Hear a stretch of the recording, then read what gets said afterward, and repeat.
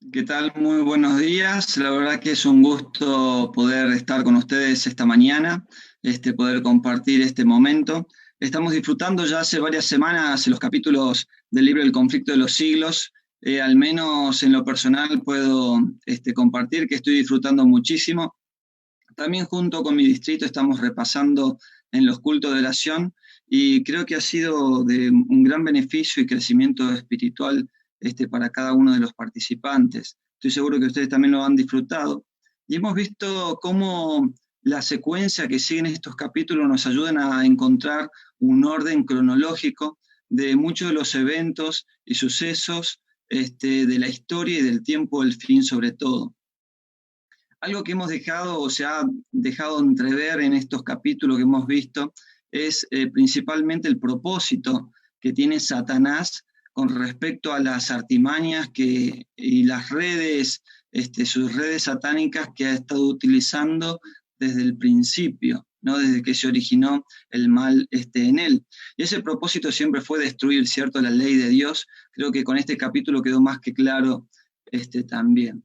Lo otro que vemos también es el objetivo, ¿no? Cuando nosotros vemos describir entre los profetas, de pronto Ezequiel o Isaías, o también las advertencias de Dios en el Edén a los primeros seres creados, vemos que el objetivo de Satanás estuvo no solamente en destruir la ley de Dios, sino en lograr que la humanidad, ese mundo perfecto que Dios había creado con sus propias manos, y había moldeado, ¿sí?, a estos humanos, a nuestra raza humana, querían que ellos también, nosotros, pudiéramos transgredir esa ley. Y entonces nosotros hemos visto tanto en este capítulo como en los demás, muchos de los engaños que Satanás utiliza. O sea, esos engaños significarían esas sutilezas, la astucia, por ejemplo, de la serpiente en el Edén. En Apocalipsis se le llama la serpiente antigua. Bueno, es así como el diablo ha transmitido de generación en generación, camufladamente, podríamos decirlo, sus intenciones. Pero vamos a ver, como decía el pastor Kairos hoy, que es el tema del conflicto inminente, ¿por qué se llama así este capítulo y por qué es tan importante? Ahora hay un ejemplo muy interesante que por lo menos a mí me ha servido y creo que nos va a ayudar para ilustrar un poco, centrarnos más en el tema. Nosotros en Génesis 3 vemos cómo Satanás indujo a la mujer y al hombre, obviamente, a pecar contra Dios. Pero introdujo en ello, en su corazón, en la mente humana, una idea, un pensamiento, que hoy es una doctrina en la fe cristiana, que es la inmortalidad del alma. O sea, con una sutileza, usando medias verdades, un poco de verdad con algo de mentira, logró que hasta el día de hoy esto sea una lucha tremenda aún en las iglesias cristianas, aún los que tenemos Biblia en nuestros hogares. Muchas personas tienen Biblia en sus hogares y sin embargo siguen con ese pensamiento que Satanás introdujo en el pensamiento humano. Ahora, el siguiente pensamiento o la siguiente idea falsa de Satanás o error es la transgresión de la ley de Dios. Y eso es realmente terrible, porque como vamos a ver o hemos visto a lo largo de esta semana, mientras repasamos este capítulo, vemos cómo Satanás ha logrado a lo largo de la historia que los pueblos, que los creyentes, no solamente, digamos, el mundo secular, sino también el mundo cristiano, pisotee la ley de Dios. Hay algo muy curioso que dice allí, casi al final, uno de los últimos, las últimas líneas del primer párrafo de la página 639, y dice que en esta batalla estamos entrando ahora. ¿Sí? Dice, esta es la batalla que se libra entre las leyes de los hombres y los preceptos de Jehová. Y entonces dice, entre la religión de la Biblia y la religión de la fábula y la tradición. Y este es el centro, ¿no?, de este tema. Vamos a ver constantemente, mientras hacemos este repaso, que lo que o sea que este conflicto o este final del conflicto, que es el conflicto inminente, es el final de este gran conflicto del que estamos estudiando, precisamente se trata entre elegir las leyes humanas, ser fieles a las leyes humanas o en definitiva ser fieles a Dios. Y ahí es donde nosotros más allá de lo que sabemos, de lo que hemos aprendido, tenemos que entender que debemos tomar una decisión tajante. Esta cita nos ayuda a centrarnos. Pero quiero hacerles una pregunta, algo así de una manera reflexiva. ¿No les parece que es un poco absurdo que teniendo una guía para la vida, para tomar buenas decisiones, pensando como ya desde el principio Dios toma a Adán y a Eva y le muestran todo esto es para ustedes, es de ustedes, es para que ustedes lo cuiden, para que ustedes lo labren, coloquen los nombres a los animales, pero tengan en cuenta lo siguiente, o sea, Dios le dio la guía, qué debían hacer, qué no debían hacer, qué camino debían tomar. Bueno, nosotros también tenemos una guía prácticamente perfecta para nuestros días, la Santa Palabra de Dios, un libro inspirado. Estos hombres que lo escribieron estaban inspirados por el Espíritu Santo. Es la guía de Dios para nuestra vida. ¿No parece absurdo que muchos, quizás la gran mayoría, se equivoque de camino, aún teniendo esta guía? La Biblia está al alcance prácticamente de todas las personas en este mundo. Pero el problema no está en la guía, no está que haya errores en la guía o cosas que no se puedan interpretar o entender, sino que nosotros vemos a lo largo de la historia que el problema es que hay muchos y muchos que no aceptan a esta guía como su regla de fe, como la guía de sus vidas. O sea, los incrédulos no predominan solamente en el mundo secular, sino también en el mundo cristiano. Y esto es tremendo. ¿Cómo es que hay incrédulos en el mundo cristiano? Bueno, los incrédulos son precisamente aquellos que niegan o que se niegan a aceptar las doctrinas bíblicas que son pilares de la fe.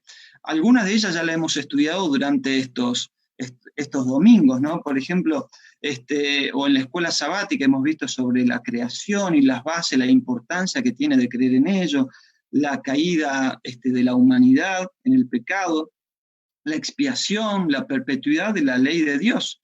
¿Y cómo es que niegan esto? Se lo niega en la práctica. Entonces, mis amigos, líderes, adventistas, no pensemos que nosotros estamos fuera de esos dos grupos, ni del secular, ni del mundo secular, ni del mundo cristiano, que cae a veces en rechazar estas doctrinas, porque nosotros podemos creer y conocer la doctrina, pero en la práctica podemos estar rechazando los estatutos de Dios. Miren de profundo y de importante que es esto. Nunca olvidarnos que hay un enemigo que con sutileza y con gran astucia va atacando siempre al pueblo de Dios. Aquellos que están en un mundo secular, que están en las redes de Satanás, él seguramente, como vimos en otros capítulos, se cruza de brazos y no se hace problema. Pero aquellos que tenemos la Biblia abierta y cada mañana oramos a Dios y pedimos a Dios sabiduría para comprender sus designios, es allí donde Satanás está atacando. Qué importante es que nosotros seamos atentos en esto. Hay algo muy interesante y es quizás tener en cuenta cuál es el peligro de nosotros objetar las doctrinas de Dios. Quiero compartir allí una cita, se encuentra en la página 640, voy a compartir acá, creo que tengo una cita, vamos a compartir.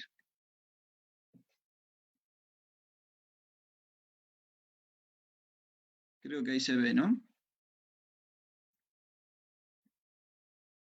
Bien, entonces esta cita dice lo siguiente, dice así: al rechazar la verdad, página 640 del Conflicto de los Siglos, al rechazar la verdad, los hombres rechazan al autor de ella. Al pisotear la ley de Dios, se niega la autoridad ¿de quién? De su legislador. ¿Quién es su legislador? Moisés, Juan, Pedro. ¿Quién es el legislador? El mismo Dios, el mismo creador. Por eso al pisotear la ley de Dios, estamos pisoteando la doctrina de Dios, la autoridad de Dios. Y no es un tema menor. Miren de terrible que es y al punto que llega este asunto. ¿Por qué es interesante tener en cuenta esto?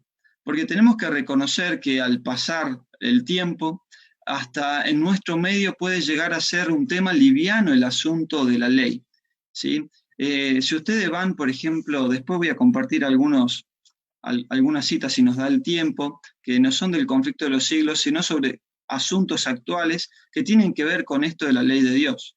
Cuando la religión se centra en el ser humano, suceden estas cosas. Tratamos de adaptar las cosas al ser humano, pero cuando la religión está centrada en su Dios, en el Dios verdadero, las cosas se hacen a la manera de Dios. Hay un punto interesante, ¿no? Y hay una pregunta acá que quiero, en la que, digamos, podamos reflexionar. Y es lo siguiente: ¿sería posible gobernar sin leyes? Por ejemplo, en el lugar del que vos sos, la provincia, el pueblo, la ciudad en la que estás viviendo hoy. ¿Sería posible gobernar sin leyes que amparan, por ejemplo, a sus ciudadanos, las leyes civiles que protegen? ¿Sería posible? Hay una cita muy interesante, ¿no? Y decía allí, el conflicto de los siglos, ahí tienen la referencia, ¿no? En la página 641, dice lo siguiente: queremos saber cuál sería el resultado de la abolición de la ley de Dios. El experimento se ha hecho ya, dice. Terribles fueron las escenas que se arrojaron en Francia cuando el ateísmo ejerció el poder, y entonces el mundo vio que rechazar las restricciones que Dios impuso equivale a aceptar el gobierno de los más crueles y despóticos. Cuando se echa a un lado la norma de justicia, queda abierto el camino para el príncipe del mal. Dice que el príncipe del mal, establezca su poder en la tierra. Qué terrible, ¿no, hermanos? Qué terrible lo que nosotros estamos leyendo acá. Pero ¿qué hemos aprendido o repasado en este capítulo que quizás nos llega a tocar de más cerca? Acá hablamos de un tema antiguo, ¿no? Lo que sucedió en la Revolución Francesa, ¿no? Las Biblias quemadas, es una manifestación de Satanás de querer eliminar la ley de Dios, sin duda alguna. Ahora, suponiendo que aquellos que predican, por ejemplo, la palabra de Dios en parte, y de pronto comienzan a predicar en sus ciudades que las leyes civiles, que las leyes de aquel país, de aquel lugar, ya no son necesarias, no son obligatorias. ¿Cuánto creen que durarían esos predicadores exponiendo tal idea? ¿Podría ser eso algo real? ¿Podría suceder? Sería imposible, ¿verdad? Sería imposible. Ahora, ¿no es absurdo que nosotros estemos pensando o creyendo de que el Dios de los cielos, el que creó los cielos, la tierra, este poderoso Dios, tenga que gobernar sin leyes y abolir sus leyes? ¿No suena absurdo? Demasiado, me parece, demasiado. Hay algo aún más terrible que nosotros podemos notar respecto a los resultados. Allí en la página 642 hay otra cita muy, pero muy interesante, que si ustedes quieren y pueden, nos pueden acompañar allí a abrir sus libros del conflicto de los siglos, página 642. Miren lo que dice allí este libro. Si la ley no tuviera fuerza alguna, ¿por qué habría de temerse el transgredirla? La propiedad ya no estaría segura, cada cual se apoderaría por la fuerza de los bienes de su vecino, y el más fuerte se haría el más rico. Ni siquiera se respetaría la vida. La institución del matrimonio dejaría de ser baluarte sagrado para la protección de la familia. El que pudiera, si así lo desease, tomaría la mujer de su vecino. Y bueno, no es algo que no estemos viendo en estos tiempos. Suceden cosas tremendas. Pero hay algo más. Miren lo que dice el resto de la cita. El quinto mandamiento sería puesto a un lado junto con el cuarto. Los hijos no vacilarían en atentar contra la vida de sus padres si al hacerlo pudiesen satisfacer los deseos de sus corazones corrompidos. El mundo civilizado se convertiría en una horda de ladrones y asesinos, y la paz y la tranquilidad y la dicha desaparecerían de la tierra. Es tremendo lo que estamos observando en esta cita? No, es terrible. El quinto mandamiento, miren este orden de interesante, el quinto mandamiento sería puesto a un lado junto con el cuarto. Claro, cuando nosotros vamos a hablar con algún creyente de otra denominación, nunca dicen que el quinto mandamiento ha sido abolido. Es más, es un tema en el que muchos hacen énfasis a modo hasta de lucrar, ¿verdad? También sabemos que a lo largo de la historia fue una de las excusas del enemigo de Dios que introdujo en la iglesia popular para poder llevar a abolir el sábado del Señor. Pero hay algo muy interesante, ¿no? Por ejemplo, Elena de White hablaba de esto, cómo la familia fue a lo largo de la historia atacada por Satanás. Sabemos que en el Génesis capítulo 1, Dios establece un hogar, ¿sí? El hogar cristiano, una familia, y también el día sábado. Pero dice Elena de White que primero el mandamiento 5, el quinto mandamiento, sería corrido junto con el día sábado. Esto sucedió en el año, ahí dice 2015, ¿no? En Estados Unidos. En nuestro país comenzó antes que este tiempo, o sea que lo venimos viviendo de hace bastante. Es interesante que lo que estamos leyendo no son palabras que apuntan al pasado, sino que hablan del presente, de una situación actual. Por eso el conflicto inminente se trata de aquello que está sucediendo y lo que está pronto a suceder. ¿Y qué es lo que está pronto a suceder? Que el cuarto mandamiento sea corrido o sea dejado de lado. Si ustedes van a Génesis capítulo 6, versículo 5, allí vemos que habla de la maldad que se establecería, o se había establecido, en aquel tiempo en la tierra. Y Dios dice que no iba a aceptar, ¿no? Terribles cosas que sucedían. Y en la cita de recién decía que el mundo civilizado se convertiría en una horda de ladrones y asesinos. ¿Ustedes creen que estamos hablando de algo actual? ¿Qué les parece? Sí, claro que estamos hablando de algo que estamos observando con nuestros propios ojos, pero imagínense de lo que está por venir muy prontamente. Ahora quiero que tengamos en cuenta un detalle importante. Hay un montón de cosas, le decía al pastor Gastón, hay un montón de cosas para compartir, pero tampoco es cuestión de tomarle todo el tiempo a ustedes, ¿no? Pero allí hay un detalle que solamente lo voy a pasar por encima, pero ustedes pueden profundizar y pueden después fijarse que allí en la página 646 de este libro dice algo muy curioso, ¿no? Y dice que Satanás se deleita en las guerras, en poner esto en el corazón del ser humano, que se destruyan los unos a los otros. Y dice, porque su objetivo consiste en hostigar a las naciones a hacerse mutuamente la guerra, pero dice, pues esta es la manera de distraer las mentes. Esta es la manera de distraer las mentes. Hay unas citas más adelante en este libro que hablan de que Satanás generará en este tiempo precisamente esas pestilencias, muertes, los mismos, dice, está detrás de los mismos accidentes y de cosas que suceden en este mundo y que muchas veces nosotros nos olvidamos. Fíjense que una de las frases más repetidas por nosotros cuando vemos una tragedia, decimos siempre, es la voluntad de Dios.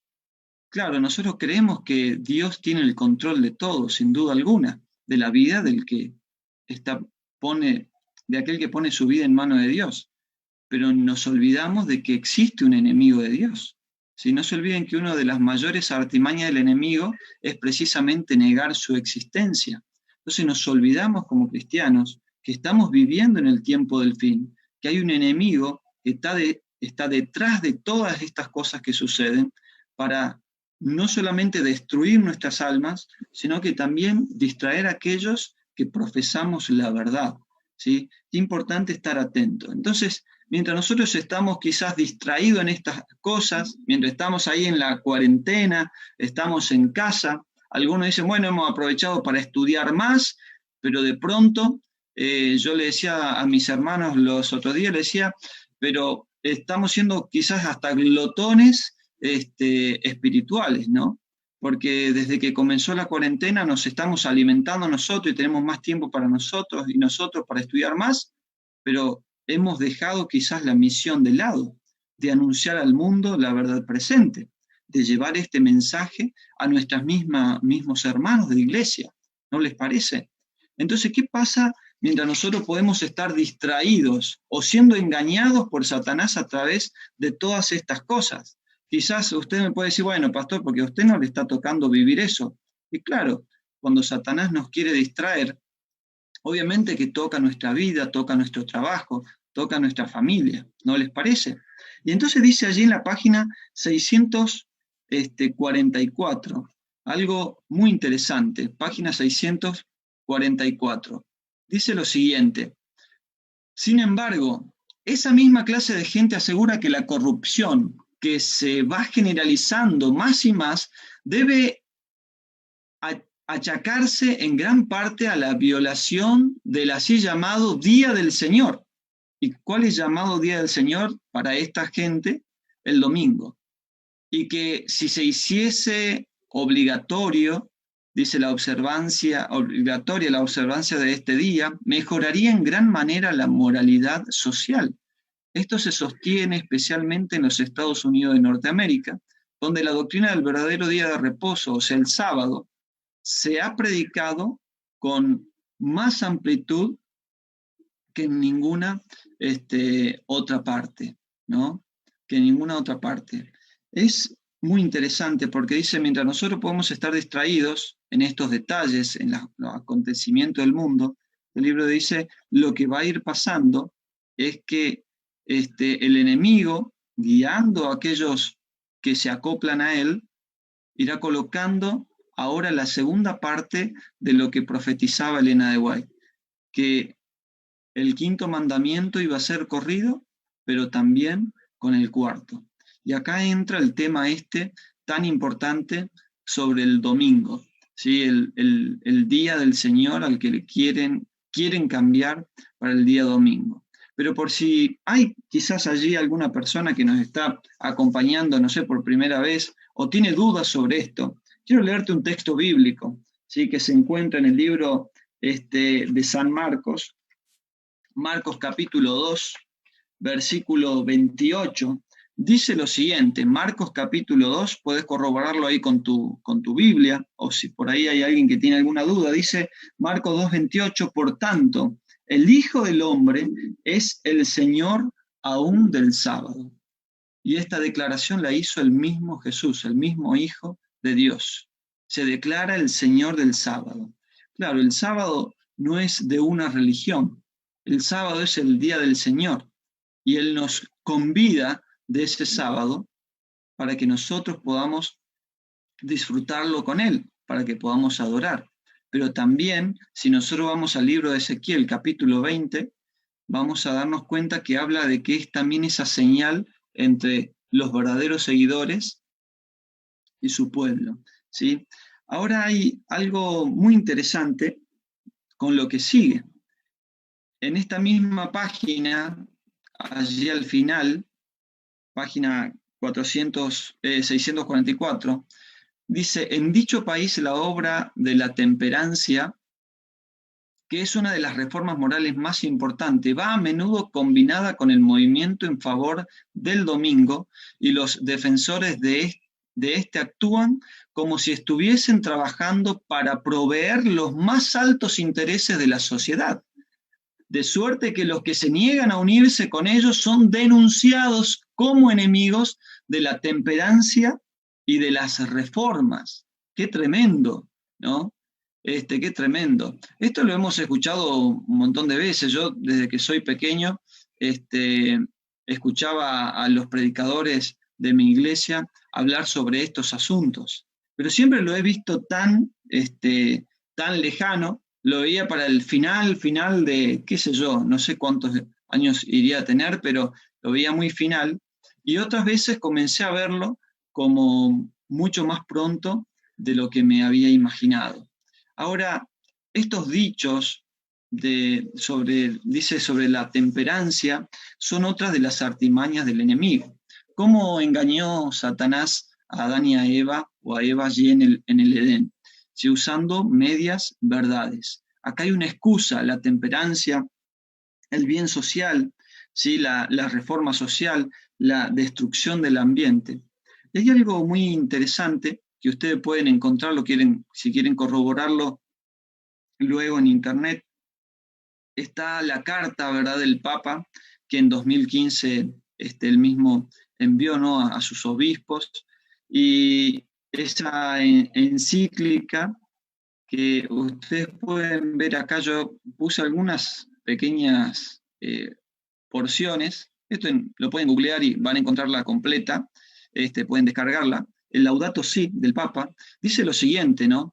Dice: la destrucción del ambiente humano es algo muy serio porque Dios no solo le encomendó al mundo, al ser humano, sino que su propia vida es un don que debe ser protegido de diversas formas de degradación. Toda pretensión de cuidar y mejorar el mundo supone cambios profundos en los estilos de vida, los modelos de producción y de consumo, las estructuras consolidadas de poder que rigen la sociedad hoy. Miren lo que dice. El domingo, la participación en la Eucaristía tiene una importancia especial. Ese día, así como el sábado judío, se ofrece como día de la sanación de las relaciones del ser humano con Dios, consigo mismo, con los demás y con el mundo. Vale remarcar lo que habíamos mencionado recién. El sábado no es judío, ¿sí? El sábado fue establecido en la creación, ¿sí? Aquellos que somos adventistas lo conocemos muy bien, pero por ahí si hay alguien que está estudiando hoy con nosotros, tiene que saber que el sábado no es judío, sino que el sábado es del Señor y lo estableció en la misma semana de la creación. Dice: el domingo es el día de la resurrección, el primer día de la nueva creación, cuya primicia es la humanidad resucitada del Señor, garantía de la transfiguración final de toda la realidad creada. Además, ese día anuncia el descanso eterno del hombre en Dios. Hay mucho más para compartir respecto a esto, ¿no? Pero dice aquí al final: la ley del descanso semanal imponía abstenerse del trabajo el séptimo día para que reposen tu buey, tu asno y puedan respirar el hijo de tu esclava y el inmigrante. El descanso es una aplicación de la mirada que permite volver a reconocer los derechos de los demás. Así dice: el día de descanso, cuyo centro es la educación, derrama su luz sobre la semana entera y nos motiva a incorporar el cuidado de la naturaleza y de los pobres. No queda más que claro, ¿no?, la intención de lo que veíamos tanto en el conflicto de los siglos, profecía, ¿sí?, de Elena de White, ¿verdad?, la sierva del Señor, y vemos que esto que fue escrito en el año 2015 por el mismo Papa Francisco, camufla las intenciones que son buenas, ¿cierto? Mejorar el medio ambiente. Se habla de esto, ¿no? Por ejemplo, salió esta noticia, ustedes la pueden encontrar también en esa página. El Papa Francisco, un nuevo pacto educativo para el cuidado de la creación. Esto estaba agendado para el 14 de mayo de este año, ¿sí?, donde se iba a dar énfasis precisamente en lo que leíamos recién, en el Laudato Si. Qué interesante, ¿no? Se dice, ¿no?, que para el mes de octubre se estarán tratando temas respecto a esto. Pero quiero que nosotros tengamos el siguiente pensamiento, porque a veces cuando nosotros entramos en estas noticias, en estos argumentos, en estos asuntos, desviamos nuestra mirada simplemente a hombres y a personas, ¿sí?, ya sean de nuestra iglesia o de afuera. ¿Y dónde tenemos que tener nuestra mente nosotros hoy? Primero, en lo que dice esta cita. Elena de White dice que la línea de separación entre los que profesan ser cristianos y los impíos es actualmente apenas perceptible, porque los miembros de la iglesia aman lo que el mundo ama y están listos para unirse con ellos. Satanás tiene resuelto unirlos en un solo cuerpo y de este modo robustecer su causa trayéndolos a todos a las filas del espiritismo. en la página 646, explaya mucho más este asunto. Entonces, ¿dónde tenés que poner tu mirada primero? No estar tan preocupado por los asuntos, de lo que se dicen, de lo que se está cumpliendo respecto a si esta noticia es cierta o no, si va a pasar ahora o va a pasar después. Pero tenemos que poner nuestra mirada, nuestra vista, precisamente en este concepto, que nosotros también podemos ser víctimas de las acechanzas y de las armas del enemigo, ¿sí? Allí en este capítulo se hablaba precisamente, no vamos a ir finalizando, se hablaba precisamente que el espiritismo es el arma más poderosa que va a utilizar Satanás para poder combatir el escrito está. Claro, nosotros podemos discutir todos estos asuntos y poner y exponer la palabra de Dios de manera muy clara, pero dice allí en la página 646 que el espiritismo hace parecer a Satanás como benefactor de la humanidad, ¿no? Él utilizará ese poder, dice la página 648, obrador de milagros que se manifiesta a través del espiritismo, ejercerá su influencia contra quienes eligen obedecer a Dios antes que a los hombres. Al comienzo decíamos que la batalla va a ser entre esas cosas, dos cosas: obedecer las leyes de Dios u obedecer las leyes humanas. ¿Cuáles de esas leyes vamos a aceptar? ¿Sí? Ojalá que esto nos sirva de reflexión. Hay muchas otras cosas más que este capítulo nos deja ver. Una cosa para ir finalizando es que Dios no obliga a nadie a creer ni a aceptar sus leyes. Satanás utiliza la fuerza, como hemos visto en este capítulo, utiliza el temor, pero Dios no obliga a nadie. Dios solamente toca nuestro corazón, nos llama a ser fieles a Él. Dice este versículo, he aquí yo vengo pronto, retén lo que tienes para que ninguno tome tu corona. Que Dios te bendiga.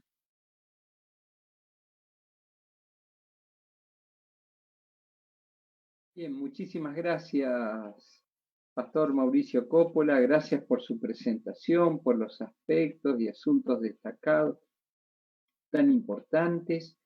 ¿Tenemos algún comentario, inquietud, Pastor Walter Jara? Sí, tenemos 3 preguntas, Pastor, que le puedo compartir al Pastor Mauricio, si es posible. La primera es si se podría decir que, a ver, que la busco acá, se podría decir que el que se entregó a Dios y a su voluntad ya no necesita la ley escrita, porque Dios, por medio del Espíritu, pone en él tanto el querer como el hacer.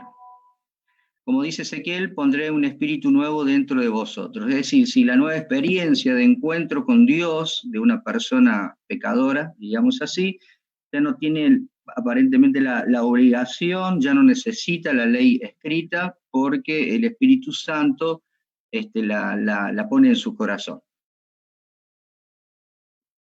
Bien, no sé, Pastor Coppola, si quiere mencionar algo usted.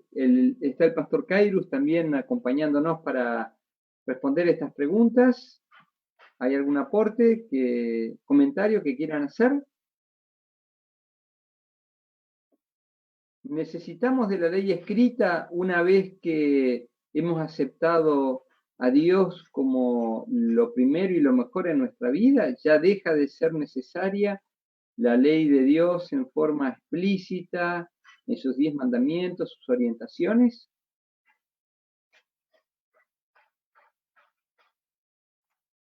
Nadie responde. No, puedo responder Sí, algo. Pastor, a ver, gracias, Pastor Kairus. La ley de Dios escrita es totalmente objetiva. Es decir, es como el metro patrón. Es como, digamos, la única regla que uno tiene para medir las cosas. La experiencia espiritual, ¿no? Y esto generalmente uno lo ve en algún tipo de personas o movimientos de personas donde se hace más hincapié en que la dirección del Espíritu Santo pareciera ser más real. El gran dilema o la gran situación que se plantea ahí es si aquellos que están aseverando ser guiados por el Espíritu Santo exclusivamente llegasen a violentar algo de lo escrito en la ley de Dios o en la palabra de Dios. Ahí entraríamos en un conflicto, porque quienes dicen que son guiados solo por el Espíritu Santo, porque el Espíritu Santo ya inició y continúa haciendo su obra en sus vidas, sin embargo no se asemejan a lo que la Escritura dice, vemos un conflicto. Entonces, ¿cuál es la solución a eso? Y bueno, siempre será lo mismo, lo que está escrito. Teniendo en cuenta el contexto de este capítulo, o sea, Satanás es el maestro de la mentira, por lo tanto, puede, obviamente, llevar a las personas a pensar de esa manera, creyendo estar guiadas por el Espíritu Santo y haciendo lo contrario a lo que el Espíritu Santo reveló a los profetas y apóstoles. Muchas gracias, Pastor Kairus. Quería acotar algo más, ¿no? Es importante lo que el pastor destacó, la ilustración del metro. Hay un metro que es una medida exterior a nosotros. Y es muy sutil el guiarnos por nuestras impresiones, nuestras emociones, nuestras ideas, aun cuando hayamos renunciado a las propias y entender que son las de Dios. Necesitamos siempre de este tutor externo, de este parámetro externo. Cuando uno retoca, uno ve la pared de uno blanca, pero cuando quiere retocar algo que se ensució, compra pintura blanca y la pone encima y se da cuenta que el blanco que coloca no es el mismo que estaba antes. La naturaleza humana necesita siempre un referente externo, porque lo que a nuestro corazón parece que es blanco, necesitamos siempre, el Espíritu Santo nos lleva su palabra para que siga siendo la norma, ese metro que está afuera, para así guiarnos. Muchas gracias. Sí, Pastor Jara, vamos a la siguiente pregunta. Muy bien, bueno, Pastor, usted dijo que en una parte de su presentación, Pastor Coppola, que no hay que objetar las doctrinas de Dios. Eso fue una de las cosas que usted mencionó. La pregunta es, ¿eso significa que no es bueno investigar para entender más la voluntad de Dios, o sería quizás profundizar más lo doctrinal cuando uno no lo entiende quizás, o sea, o entiende poco y quiere entender más? No, por supuesto que no. El no objetar no significa que uno no investigue y no profundice, porque cuando alguien vino con la verdad a nuestra vida, no es que la aceptamos porque nos dijo esta es la verdad. Y no olvidemos el elemento fundamental en el estudio de la palabra de Dios, que es la intervención del Espíritu Santo. Nosotros no lo comprendemos porque nuestro intelecto esté capacitado, sino porque el Espíritu Dios es el que nos guía. Entonces, objetar no significa que uno no pueda hacerse preguntas al respecto y profundizar en el estudio, sino al contrario. Creo que Dios es el que nos guía constantemente a profundizar sobre sus verdades, y es progresivo el conocimiento de las verdades de Dios. No dejamos nunca de aprender más. Muchas